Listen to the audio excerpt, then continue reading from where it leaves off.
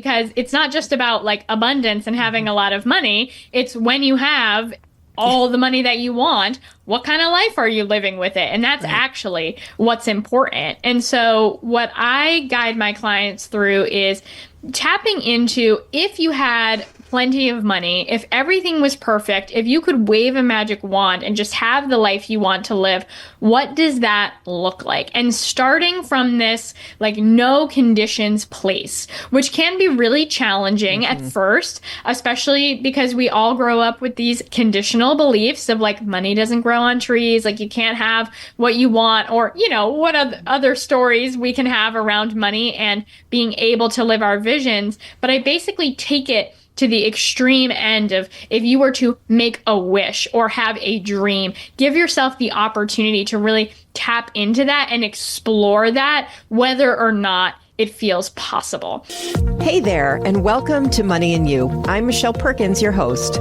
My search for more fulfilling work led me to career and business coaching, where I stumbled upon a game-changing discovery. Money issues often start with our mindset and habits. You see, our relationship with money is the key to overcoming those frustrating financial obstacles. As an entrepreneur, coach, and problem solver, I'm passionate about helping you create a great relationship with money. Because, turns out, that's the foundation for a limit-free life. Each week on Money and You, I speak with amazing guests about all things money, mindset, practical tips, and everything in between. We're here to give you new insights, education, and empowerment so money can be one of your favorite relationships. So join us for some lively conversations and let's transform your financial life together. Hello, hello. Welcome to this episode of the Money and You Show with Michelle Perkins, your host. And I am super excited. If you've listened to the show for a while, you know I have a really diverse array of guests and talking about sometimes things I know very little about. So I'm hoping to educate myself and you as the audience.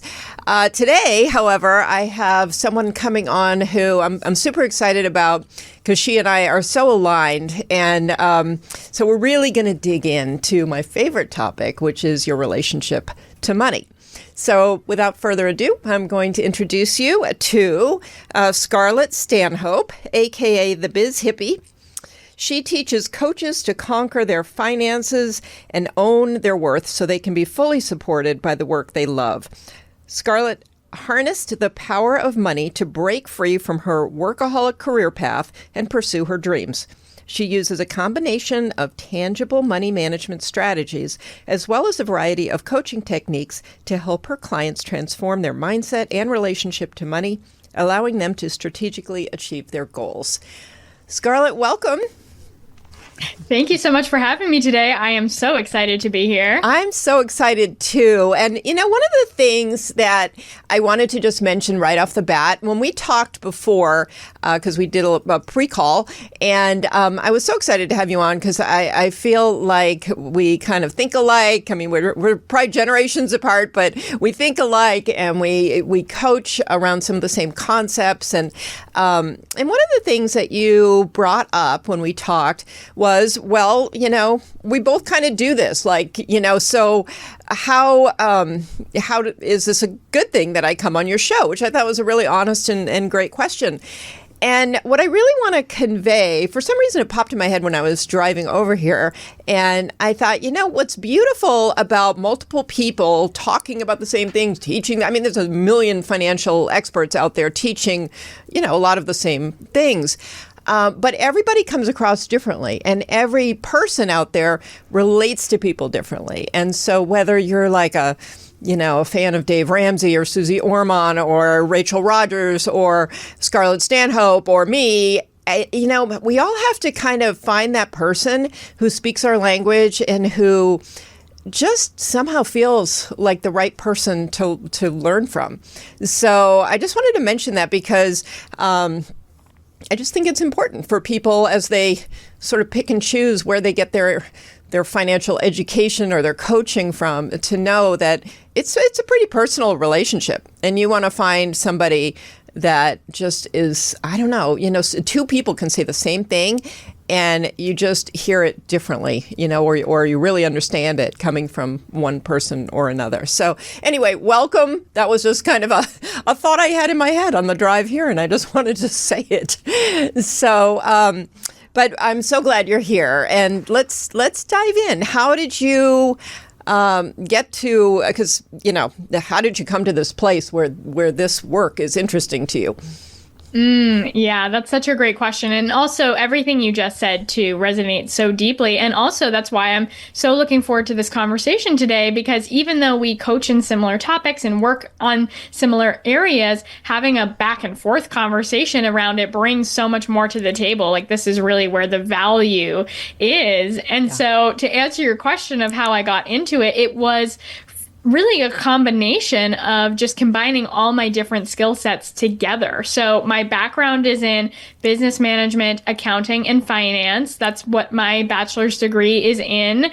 And I also used to work for a company called Richer Than You Think, which helps individuals and families manage their money, and it's more rooted in personal finance. So I have my education and my background in corporate finance, corporate accounting, and also this knowledge of personal finance. And once I got my bachelor's degree, I kind of took a 180 in my life, and I said, screw money, like, this seems too obvious. I'm going to leave business mode behind and go full on hippie mode. And that's when I started my life coaching business. And at the same time, I was also in a huge self-discovery journey. So when I started my coaching business, also became a yoga instructor, Reiki practitioner, started traveling the world, attending lots of retreats, and was primarily focused on personal growth and development, living an aligned life, developing self-trust, self-love, self-confidence in my coaching practice, because that was a huge part of my own journey. And I really avoided helping people with money at all, and just, had my own financial information that I used with myself. I've always been very financially responsible. And it was about a year into my business when I was having a conversation with a woman I had met who also was a coach and wanted to leave her 9-to-5 job and go full-time in her coaching business.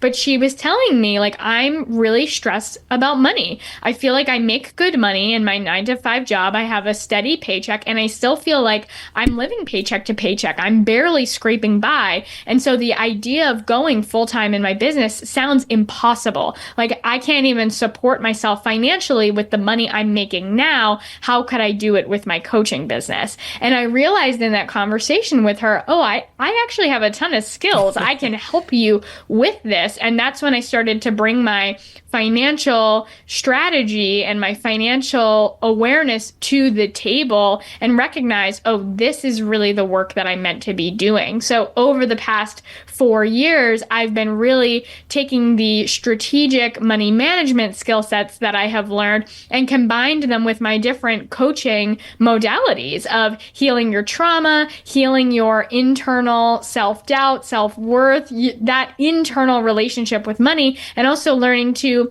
manage and track and be strategic with your money. And I recognized that I really could bring all of these skills together to serve so many people in the world who struggle with this same challenge that this woman I was talking to was facing. Yeah, I love that. And I feel like I had a similar journey, because my business started out as career transition coaching and business coaching. But like you start, throwing in some of the financial management strategies and ideas, and you start hearing what they're saying about the way they speak to themselves around money and the stories they have around money. And you start realizing this is the foundational piece. And so it kind of rises up, instead of it being some extra information you're coaching around. It really is so important that if you prioritize that and make that first, a lot of other things just sort of fall into place. And, you bring up some great points about, well, first of all, I want to go back to personal finance. It's interesting because I had a corporate finance and accounting career, and you're not dealing with personal finance so much. You know a lot about accounting and finance, so it's easy to understand the personal finance piece from that, but it's different. Personal finance and corporate finance are different. And so I love that. And I think whether you have whatever the case, you may have a small business or medium business or large business, but you still need to understand the personal finance piece of it. And I just love what you're saying, because that internal relationship with money is so key. And even the people teaching personal finance don't always go there. And I think that's a little bit of the spiritual woo-woo part that you have and I have. And I think it's really the missing piece. There are a lot of people who are very successful business-wise and frankly successful with finance, but they hit a wall. And then they're trying to figure that out. They're trying to get to that next level, and it's tough. And usually that comes down to some money mindset, relationship with money issues. Is that what you found? Yeah, absolutely. I honestly believe that your relationship with money is one of the most important pieces, because money impacts every area of your life, whether it's relationships, family, enjoying your life, your business. Like, money is playing a key role in that. And I think people can get really caught up in just making more money. Like, I'm going to hustle, I'm going to work hard, I'm going to get paid more, I'm going to get a raise, I'm going to sign clients. But I have seen time and time again in my work that it's less about the amount of money that you have and more about your relationship with money. Because I've worked with clients barely making money, like scraping by, just starting off their business and really struggling, really feeling stressed, really living paycheck to paycheck.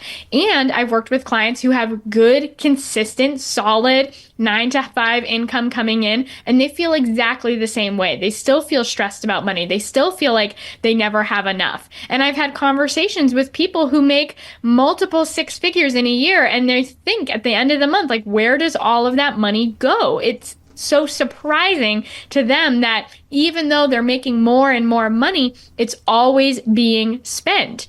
And it's because there's no amount of money that's ever going to change whatever your foundational relationship with money is. If you're operating and living from a place of lack and scarcity and fear and not enoughness, and you just pour more money into that situation, you're just expanding that situation. You're just going to have more fear and more lack and more scarcity, and the amount of money doesn't change that.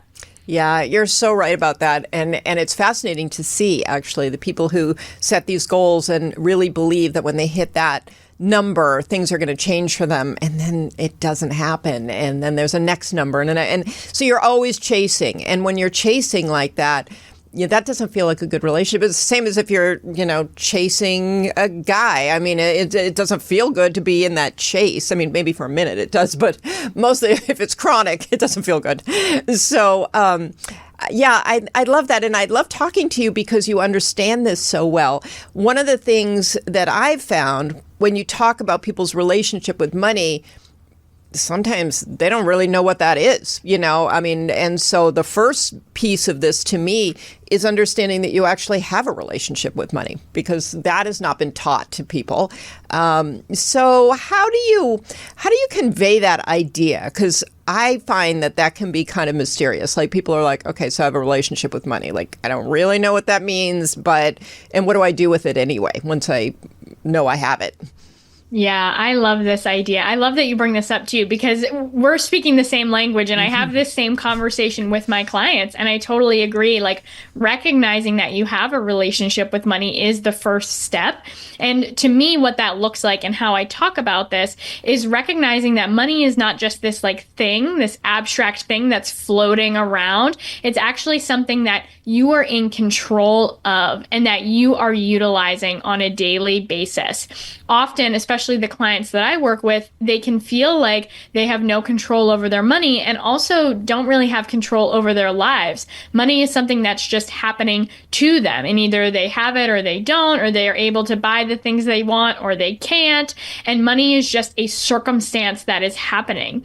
But I like to show my clients, oh, you are actually the one in control of your money. You're the one making choices. You're the one making decisions about what to choose, what to prioritize, what to spend your money on. And that is a reflection of your relationship with money and what you value and what you choose and what you prioritize, the way you spend, the way you say yes, the things you are easily able to say yes to, and the things that you often say no to.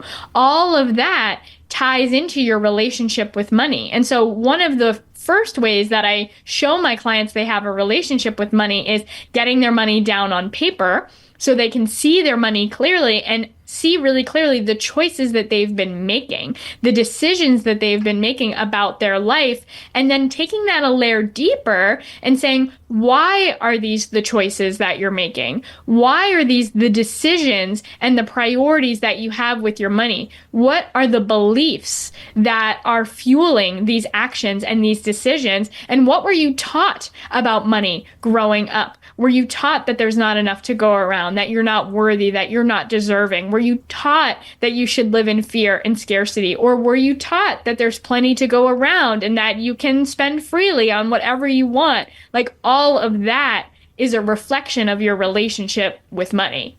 Yeah, that's a perfect answer. That's beautiful. And when you talk about, we all grow up being taught something about money. I mean, there's messages, whether they're direct messages or whether you're just hearing people arguing about money in the background or whatever it is.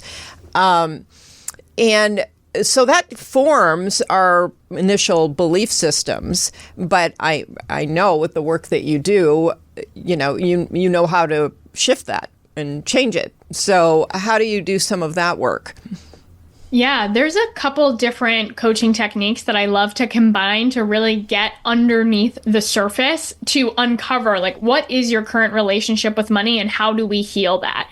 One is enlifted style story work. This is a specific coaching modality that uncovers the specific core memories that create the storyline around money and also your identity of yourself, your core beliefs, your foundational thoughts around money. And so just an example of what this could look like, I had a client once who we were uncovering her money story, and she was like, oh my gosh, I uncovered this memory. It was such a small thing. I didn't even realize how significant it was. But when we looked at it, she discovered it was very significant.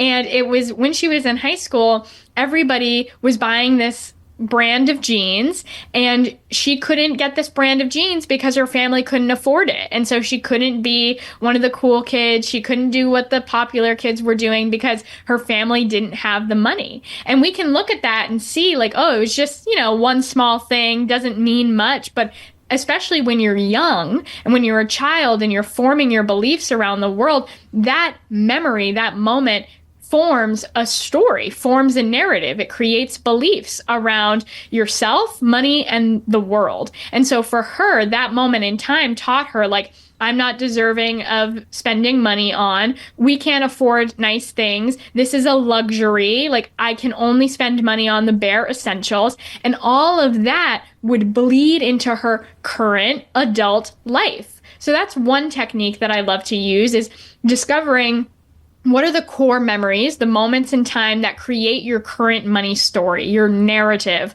around money, and starting to repattern and reshape the story, the narrative. So that's one technique that I really love. Another technique is it's a parts work technique called voice dialogue, where we uncover the different parts of yourself and which parts of yourself often take the wheel of your life. Mm-hmm. And this is this concept that we have multiple identities within us. These different parts have different needs, different desires, different beliefs about what's important, what should be prioritized. And some of these parts have more control than others. They form more of our identity. And this is the reason why people can often procrastinate or self-sabotage, is because there's these other more subconscious parts that come and take the wheel and hold you back from doing the thing you want to do, or stopping you from stepping into your next level business, or like into this next level of relationship.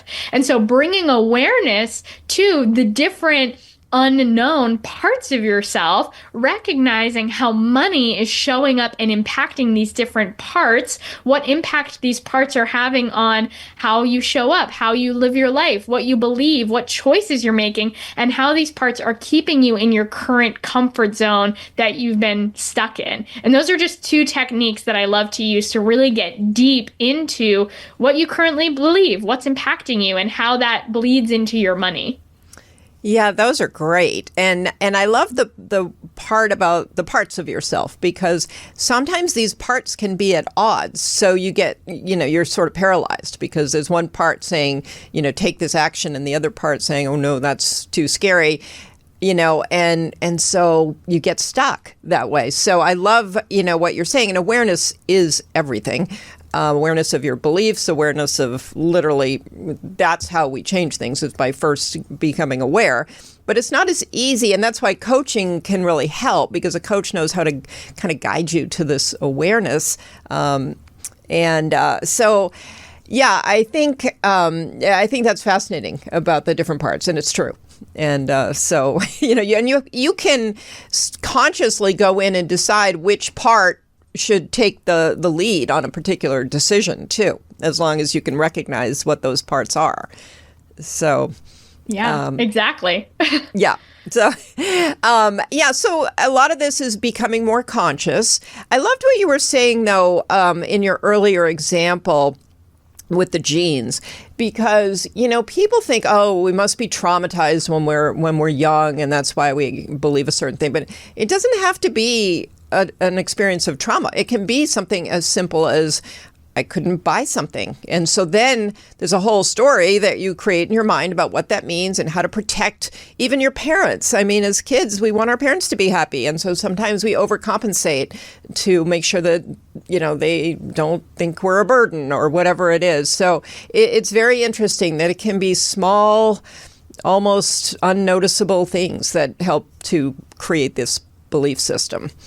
Yeah, absolutely. And, it's so interesting to uncover those small moments that really paint the picture of your narrative around money. And I think it's really important to distinguish the fact that your narrative around money is just a narrative. It's not inherently true, which is really interesting, because we just take it as truth and we think, oh, this is the way it is. Money is the root of all evil, obviously. But that's not really the case. And bringing awareness, exactly like you said, into what were those small moments that instilled these beliefs about myself and the world and money, and recognizing, oh, I can shift these beliefs. I know for me, I have my own story around money. I remember very distinctly being really young, maybe 5 years old, and my mom started reading the book Rich Dad, Poor Dad. And I remember her asking me, she said, if you had one dad and he was rich and you had another dad and he was poor, which one would you listen to? And I was like, the poor dad, obviously. Like, he must be the nicer guy.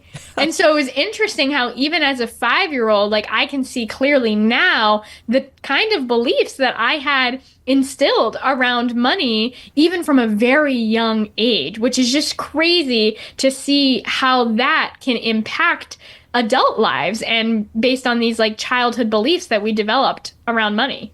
Yeah, I agree. And I have some similar examples as well. And it is interesting that can carry with you. I am a huge believer that your thoughts and your beliefs create your life. So learning to be aware of that and to manage your thoughts and beliefs. And like you say, things... the truth can be what you make it, which is a weird concept. And I mean, it doesn't work in every case, like things like gravity.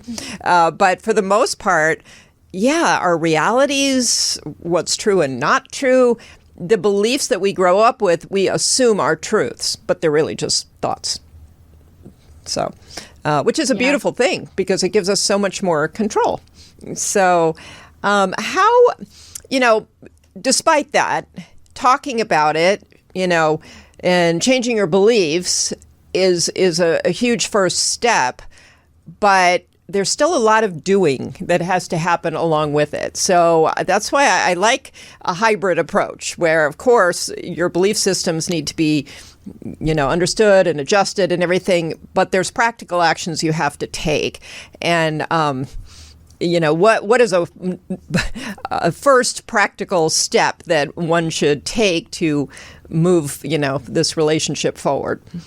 Yeah, I think that the biggest thing that you can do is, again, like we're already talking about, bring awareness to your money. And first is like bringing awareness to your relationship with money by doing all this internal work and the mindset work and the story work, but then bringing tangible awareness to your money. Again, money is a tangible thing that you are using and moving and making choices with. And a lot of my clients, the people that I talk to, they have a fear of looking at their money and managing their money. And so something that I help them to do is get your money down on paper so you can see really clearly what is actually happening. And this is so powerful because your money is the tool that you use to create your life. So when you see what's happening with your money clearly, first of all, you discover a lot about your current relationship with money and what you're choosing, what you're prioritizing, and what you believe. And also, you put that control back in your hands so you can make different, conscious, aligned decisions with your money and use your money really intentionally and strategically to create the life that you want to live. But that really has to start with seeing what's happening with your money. In fact, I have so many clients who are very stressed about money. And once we get their money down on paper, about 70% of their money stress goes away, even though their financial situation hasn't changed at all, because now it's no longer unknown. And really, it's that fear of the unknown that creates that stress. And once you can see what's happening, then you can actually do something about it. Yeah, I couldn't agree more. And I feel like I have that conversation all the time. And I feel like I say it a lot on the show, too. That unknown, your imagination just goes wild, and you imagine things to be much more dire often than they are. And even if they are dire, if you have no idea and it's just this fuzzy, like it must be bad kind of thought, it's just so uncomfortable. And when you know it, even if you know just how bad it is, but it's not worse. I mean, it is what it is. And like you say, you can only start to take action when you know where you are. And that, I agree. I think a lot of people do, kind of that belief work.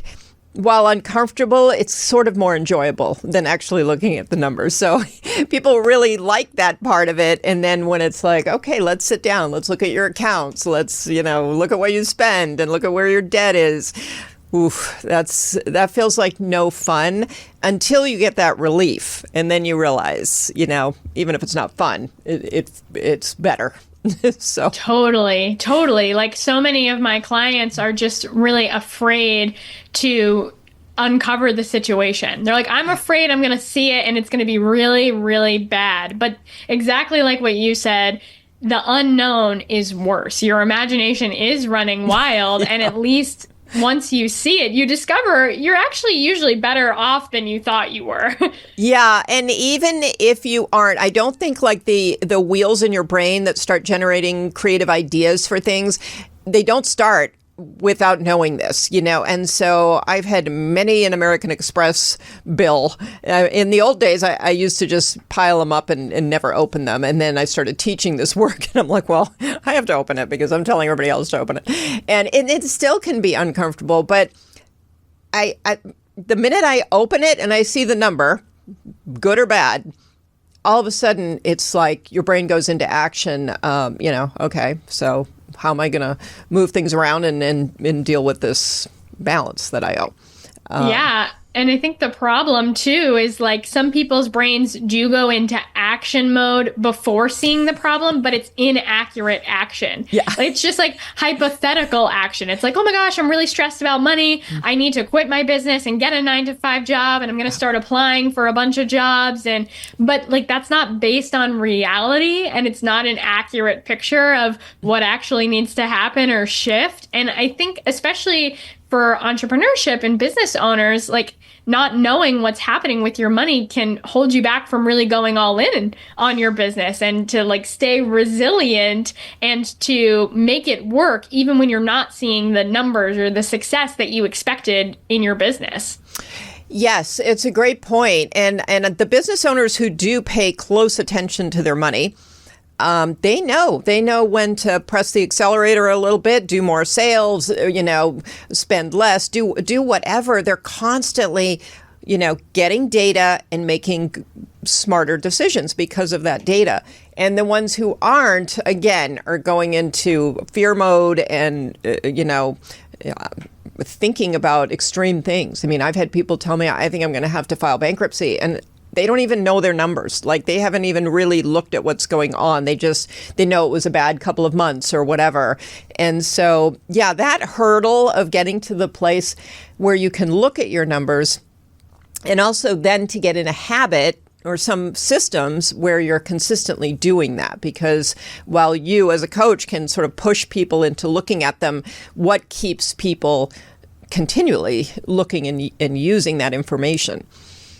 Yeah. Oh, yeah. Because that is part of it, is you are developing the habit. And I found, at least for some of my clients, there's periods of time where they do want to fall off the wagon and kind of just be like, oh, I'm going to avoid this again. Or, often it's because something happened. Like, oh my gosh, I got this really big bill. I wasn't expecting it. I'm really afraid. Like, now that stress is back. But what I see happen more often with my clients is, once you get in the habit of looking at your money and seeing what's happening with your money, like, it feels more comfortable. It feels more safe. Even if there is stress in the financial situation, again, you're in control of it. And what I do see happen is, when my clients start to avoid their money, the unknown stress starts to rise to the surface again. And it's like, oh my gosh, I'm just living my whole life, my day to day, stressed out about money. And that motivation of feeling more financially solid and free is motivation to keep going, because you only have that when you're looking at your numbers.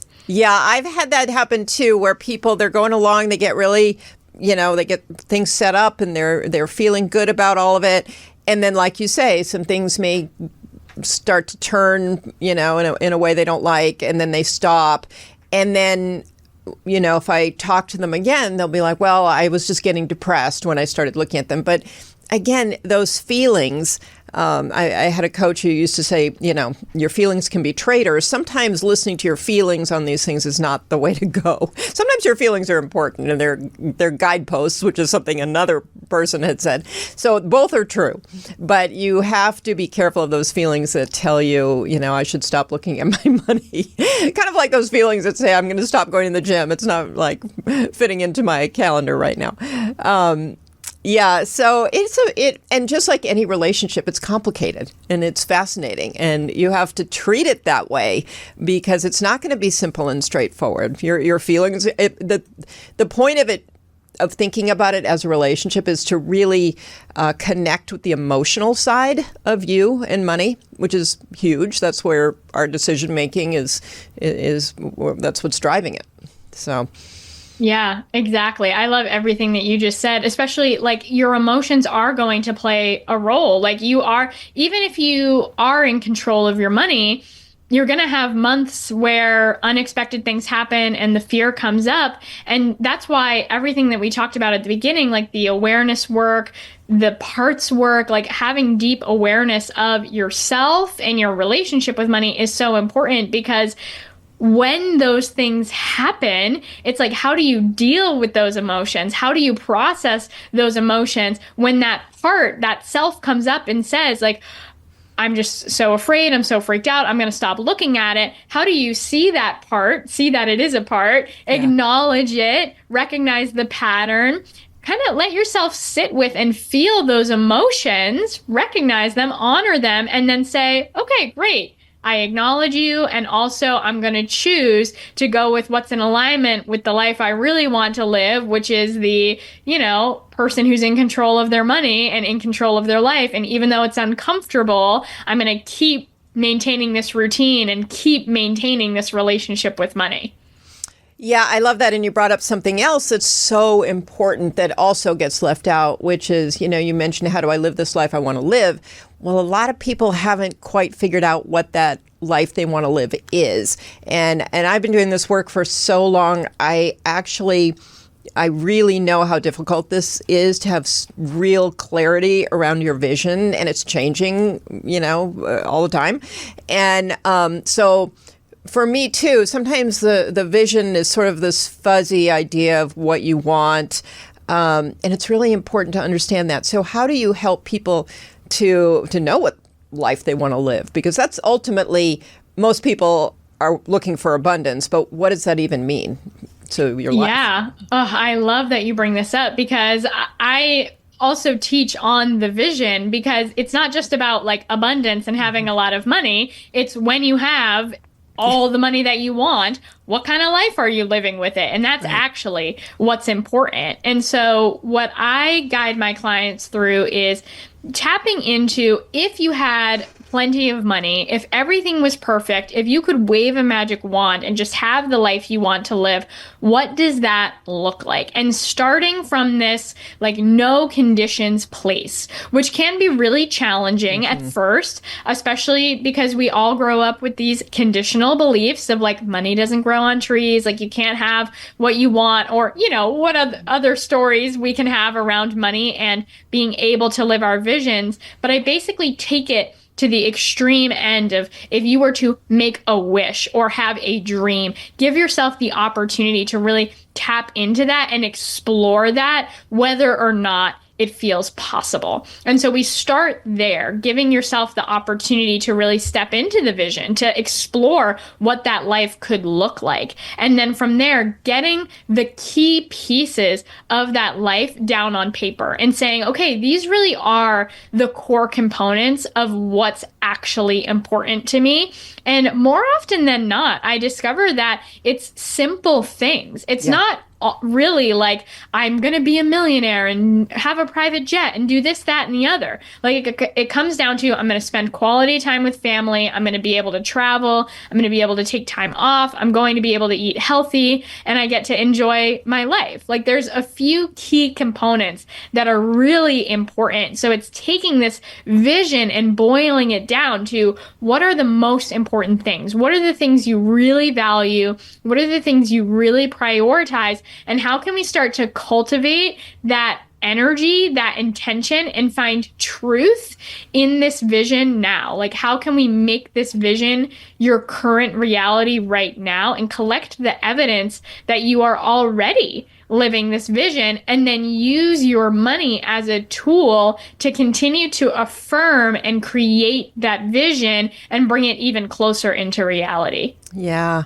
I love that. And I love what you're saying, because we even get messed up with trying to create this vision. Like we have our beliefs around that. Like, is it too much? Is it not enough? Like we do see so many people pushing the, you can have your own private jet and, 2,600 apartment houses, and I don't want a private jet, but even that makes me think, well, is there something wrong with me? Like, should I? I mean, people try to get you to think what you should want as a wealthy person.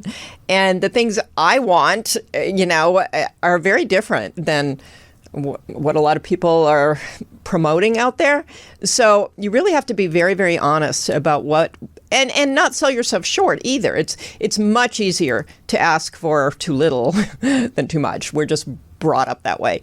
But you have to be really authentic in that area of what you really want, and not buy into all the hype of, if you really want wealth, you really want, your own jet. Yeah, absolutely. And I think that this ties into some of the foundational awareness work that we tapped into as well, because when you have more awareness around your stories and yourselves, it's easier for you to uncover, is this a should based vision, or is this what I actually want? Or maybe there's different parts of you that have different visions. Like maybe there's a chill, introverted bookworm part that just wants a tiny, cozy apartment and wants to read. And then maybe there's a crazy extroverted part that wants to travel the world and do TED Talks, and just recognizing I could want a couple different things, but what's the story or narrative that's driving this desire? And is this really me, or is this a narrative that has been implanted in me? I know. I think that part's fascinating, because sometimes I said this since I started coaching a long time ago, that question of what do you want, whether it's about your life, your career, whatever it is a really, really hard question. It's the simplest question in the world, and people can't answer it. They haven't they've been busy. They're doing their work and raising their family and doing whatever, and they're not taking a lot of time to stop and think, what is it that I want? Which is just a huge question that you want to keep asking yourself throughout your life. Yeah. Anyway, I always found that fascinating. I still find it fascinating. And I still find even for myself, it can be a really hard question to answer at different points in life. So let's talk for a minute about, let's talk about how people can get in touch with you, because I just saw the time and, some of how you work with people. Yeah, absolutely. So I run a coaching program called Empowered Abundance, which is a container for totally transforming your relationship with money from the inside out. And we do a lot of the work that we talked about today. We do the internal work of shifting your beliefs, uncovering your story, uncovering the seeds of scarcity that have been keeping you in your current situation, your current money circumstances. And we uncover all of this and bring awareness to it so that you can start to change it and shift into the mindset and energy of abundance and allow that to be your new default. Allow that to be your new reality. We also learn how to manage and track your money in a way that feels empowering so that you can be in control of your money and use your money as a tool to make your vision a reality, to go all in on your business, to live your best life. And if you want to learn more about this program, I have plenty of information on my website, thebizhippie.com/abundance. I love that. Thank you. Yeah, it's great. And the more, education you can get, the more coaching you can get around this, the better you're going to be. I mean, there is no question in my mind that this is super powerful work, and you can try to tackle your financial anxiety or your, stress around money in so many ways. But ultimately, I do think that people will find that it's about, kind of their inner financial world that is, you can fix external problems, but you can't fix inner problems with external solutions, basically. So absolutely. Yeah, this is great. Well, I so appreciate you being here. And I kind of want to just ask you as a final question, how do you feel your relationship with money has evolved over this period? Yeah, it has absolutely evolved big time. I mean, growing up, I was always very financially responsible. I started my first savings account when I was 7 years old. I started working from a young age. I saved 70% of every paycheck. By the time I was 20, I had $30,000 in savings. I paid for college out of pocket and have no student loans or no student debt. But at the same time, even though all of those things sound really great on paper and it's oh, Scarlett, she's doing it right, I was not living an aligned life. I was letting this idea of success and should define me. And I was letting money control my life. And even though I was checking all the boxes, I wasn't really living the life that I wanted to live. I hadn't considered my vision. I didn't know what my vision was, and I was just following the path that I thought I should be doing. And so for me, my relationship with money was really rooted in breaking free from this traditional idea of success and allowing myself to choose a different path, to become a coach and to not go into a traditional 9-to-5 job and to go all in on doing this work, even when it took me years to really start making money, even when I had fights with my family who was just get a real job. It was really challenging to choose the life I really wanted to live, to commit to my vision, to choose that alignment, especially around money. So for me, my relationship with money has been using my money to say yes to the life I want to live, even when it was scary, even when it meant spending that savings that I had built up, risking if I was going to make money back while doing the work that I love, and developing that level of safety within myself to be able to take that risk and trust that the money was going to flow again, and to recognize that I am the one in control of my life and I'm the one in control of my money. And instead of my money being in control of me. And so that's what I have been doing throughout the course of my business, is using my money really intentionally and strategically to say yes to the life that I want to live, to pursue my business, to pursue this career path. And as a result, more and more of that abundance has unfolded that I never would have been able to recognize had I just continued to, work hard and save money and live a life I should live. Mm-hmm. Oh, I love that. That's really, really good. And I love that you had, you did create a vision, and you are the idea of using your money intentionally, I think, is huge. And I think most of us are not that conscious of that. So, and you can't do that when you don't have some kind of a clear vision. And you can't do that when you don't know, your finances. And you can't do that when you, have a scarcity mindset and you're running in fear all the time. So really everything that you talked about, you needed to master in order to be able to do this. And so I like to bring that up only because, having a vision, sometimes I feel like it gets misinterpreted. Like, you can't jump into that in a day. You have this vision, but you have to work toward it and make mistakes along the way and adjust and do a lot of things. So it's not just like I'm following my bliss. I mean, you are in a way, but it's not. You have to be patient, and you have to do the work, and you have to, So yes, and it's very balanced too. Yes. It's not like I just spent a bunch of money and my life is great. Like, it was definitely, this is the challenging road to step into this level of aligned abundance, but it's also the more fulfilling road, and it's worth it. Yeah. So good. Well, Scarlett, I loved having you on the show, and you explained things so beautifully. And I'm really impressed by all of your knowledge and what how you help people. So, audience, you should definitely get in touch with Scarlett. And Scarlett, again, your website is... Yep, the bizhippie.com /abundance if you want to learn more about the Empowered Abundance Program and book a consult to have a deep dive conversation about how you can shift your relationship with money to really live your vision and step into your most abundant life.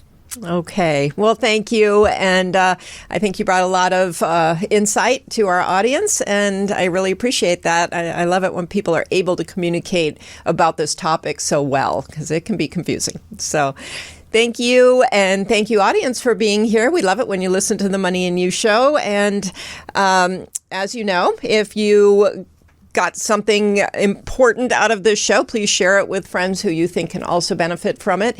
And we love it if you rate and review the show as well. That helps us to bring wonderful guests like Scarlett onto the show.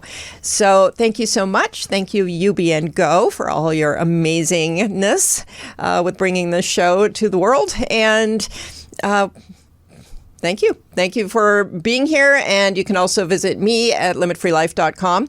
And love it if you join my community by opting into my newsletter. So thank you so much, and we'll see you next week.